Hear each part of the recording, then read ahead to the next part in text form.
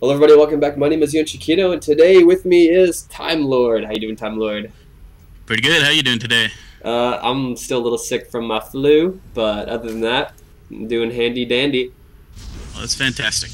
Okay, so we're on Delta Quadrant here. We got a TVP. What are you rated at this point? Well, we have a ZVP. Oh yeah, That is a ZVP. Zerg. Yeah, one of those guys. And I'm rated 2400 right now. In Diamond, I assume? Yes, in Diamond. Okay, on Delta Quadrant. So you guys were just talking about vetoing maps. So neither of you guys veto maps, evidently? Yeah, I don't bother vetoing maps. I like to know all the map possibilities for each matchup, so even if one doesn't look good, I still want to learn it somehow. Yeah, I pretty much play. I don't veto any maps either, just for whatever reason. But it seems like whenever I was playing a lot of TVZ, I'd always play Zergs on Scrap Station, and that kind of got a little old, but that kind of happens sometimes. But anyway, what kind of strat are you going for this game? Well, on this map, it's nice to go 4-gate, and I like to go 4-gate 1 gas, especially versus Zerg, because if they try to fast expand, it's over basically. So that's what I'm hoping he's going to do. All right. If you had one word to describe this game, what would it be? Easy. Especially on this map. So it looks like he's going for a pool first, then hatch. Now, of course, the problem with going this strategy against a 4-gate is, of course, that even if he puts up spine crawlers to defend his expansion, the spine crawlers won't cover his ramp, and you're just going to be able to walk right past that and go to his main anyway. Yep, and as you can see, I'm not even scouting because I'm basing one, he scouts me and where he is. So basically, around this timing, if I see a drone, that's going to be like the last place he's scouted. So if I was a Zerg, I would be scouting this position last if I was cross positioned. So okay, so you're that's instantly what I think he is. All right. You're instantly assuming he's a cross map. Now, why did you not go for a wall off at the beginning? Now I wanted to get I think it's a lot easier to defend like a 6-pool or something when you have your probes and your zealot popping out at the same place. Okay, I see what right you're next saying. to each other, so I don't have to worry about a pylon getting killed and shit like that. Far away pylon, okay. And of course, you're building a pylon at the front of your ramp just to warp in stuff near the choke point. No, for this since I'm going to 4-gate, I want to make sure that that's going to be blocked off once I go. So I'm doing a later wall off. Blocking off. Later wall off, yeah. So you're going to wall it off with a pylon or something? Yep, as soon as I move out, I'm going to be pyloning that up. So when I am out trying to hurt him with my 4-gate, he just can't run lings in and kill my probes.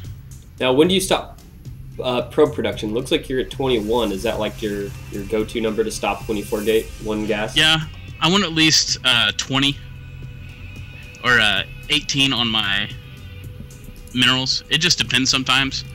I want it just 22, 23, 21. Yeah, I already lost 1 probe, so and that was a scout probe. Let's check out what your opponent is going for. He's got 1 gas, he's got 2 queens up, 1 spine crawler, and he's just not catching up with you in harvesters. You stopped harvester production for a while, so you've been ahead of him here for a little bit. He's pushing, he's at least connecting creep teamers, so that's smart. He's got some Zerglings getting speed upgrade, and just Zerglings. What's like the hardest? What's like the best strategy a Zerg player can do if they fast expo? Like, what's the unit combination you most fear when you do the strategy? Having at least like 3 queens with roaches, because if you can even transfuse, because one of your queens will have enough probably for 1 transfuse. If you can transfuse either a roach, which hurts zealots a lot, or a spine crawler, it's really gonna hurt when you have like 3 queens. Okay, so you're throwing up a proxy pylon here. You're just pushing out, and what do you look for when you go for unit composition? Like, you have stalkers and just zealots. You're doing that, of course, because of the 1 gas. Yeah, I want at least 5 or 6 stalkers, and depending on what I see, if I see more spine crawlers, I'm going to get more stalkers. If I see more zerglings, I'm going to get more zealots. So I just poked in there. I saw only 1 spine crawler, so I'm like, okay, I'm just going to start pumping more zealots instead of more stalkers. Okay, only zealots. That way you can just crush the zerglings. And he knows it's coming, and he's got 2 queens in here, a bunch of zerglings, and here we go. We get the attack, and you can kind of just A move into this at this point. Now he's trying to get a surround. Actually, no, I thought he was going to try and surround your stalkers. There he goes. He's getting a good surround, as good position as he can get. But your zealots, I don't think you lost a single zealot so far. Wait, there goes one.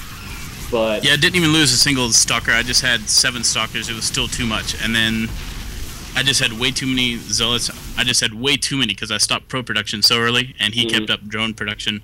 So I just was all army, and that's how good a 4-gate is on this on Delta Quadrant because of how far out that expansion is.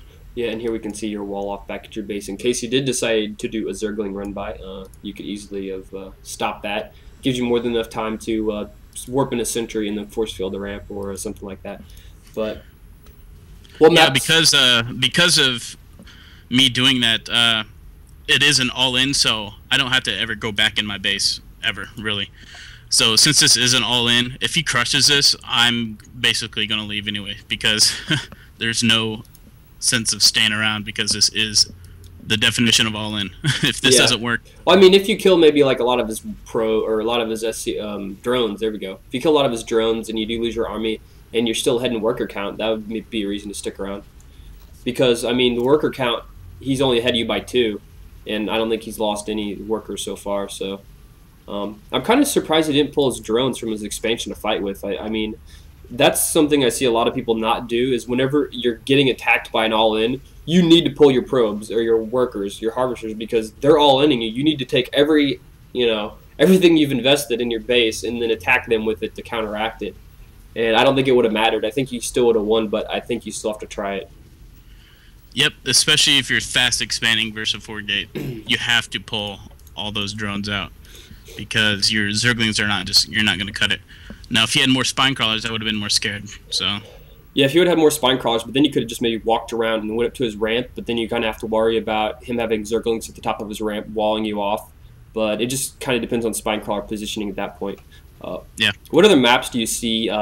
Maybe a Zerg expanding on, like if you see a Zerg expanding on a certain map. Besides Delta Quadrant, what would be a good map to do the strategy against that on? The Metalopolis and Lost Temple. You like doing it on Lost Temple? Yeah, because of it doesn't matter. No matter what, they fast expand. If you know where they are, it usually works a lot. I mean, they can get spine crawlers up, but it still doesn't matter. I mean, this is just so fast with so many units. It's tough to defend when you fast expand this quick. You put a lot of resources in there. But what maps like Blistering Sands, don't you think those maps are a little bit harder to defend against the strategy on, of course? Like, what are the worst maps to do this fast expo? Or what's the best maps, I should say, as a Protoss player? What are the best maps to do the strategy on against a Zerg player?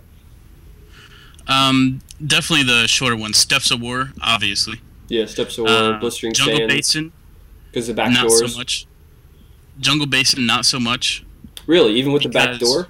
Because you can just kind of walk in the back door and then take out the expansion. And then all those spine crawlers they have at the top of the ramp, I mean, those are all useless. Yeah, you can, but in Jungle Basin, they have a lot of ways to get out of it. As in, they can defend their main a lot and their expansion. And they can kind of see it coming. Yeah, because you're expecting that, really, on Jungle Basin. So they're going to get more spine crawlers, and they're going to be putting together their creep for queens to go from back and forth. Yeah, he definitely did that in this game. They're not going to drone as hard on Jungle Basin. That's just what I've come across. It's a lot harder because they expect that for that reason of you can warp across into their expansion. Yeah. It's just more to be expected on that map, so I guess Zergs have a better time defending it on that map. Yeah, it just comes down to like how safe you want to play and how risky you want to play. Because, I mean, you could end up making like 4 spine crawlers and then they never attack you, then it's like, well, that sucks. Yeah. It's still very effective, but it's just the Zerg can expect it a lot more on that map. Alright, cool stuff. So you said the one thing that you don't like is whenever they go like a lot of roaches and queens and just do a bunch of transfusions with the spine crawlers and whatnot? Yeah, if the spine crawlers live and they have roaches take care of zealots pretty good and they live a lot longer, even from stalker shots. Zerglings just get owned by, zealots. So if you have the roaches, just like even 2, 3, 4 roaches, that's all you really need to really, hurt the zealots enough for the lings to actually do their damage. Yeah, I actually remember watching this this exact same strategy you did on Metalopolis. A Protoss player in GSL did this, and the Zerg player managed to kill the proxy pylon on Metalopolis outside of his base. So he killed the proxy pylon, delayed it even longer, and still couldn't even hold it off. Just because there's just so many units so fast, and it's a really good cheese. And I mean, at this point, like I see this strategy a lot stronger than going sentries, just because I mean sentries are nice with the force fields, but I mean force fields don't deal any damage, and zealots and stalkers do. So yeah, at the end of that game, I still had 220 some gas, and that's just off of 1 gas. Yeah. So just having 1 gas is plenty enough because zealots are so strong versus lings. Yeah, I mean, you only need a few stalkers. Yeah, if you see them going a bunch of lings, and you're going to make a bunch of zealots anyway to deal with it, so you have all this gas you're not using, and that lets you maybe even throw up a tech building if you want to, maybe switch to DTs or something later if your tech is going really well and he hasn't left yet. Yep, exactly. All right, well, thanks for the game and the analysis in here of a tutorial on how to one gas 4 gate. Anything else you want to say? Nope, just glad I could share it with everybody. All right, cool. Thanks for that, and hope everybody enjoyed this. If you have any questions or comments, leave them on my YouTube channel or in the comments for this video, and I'll see everybody later. Peace.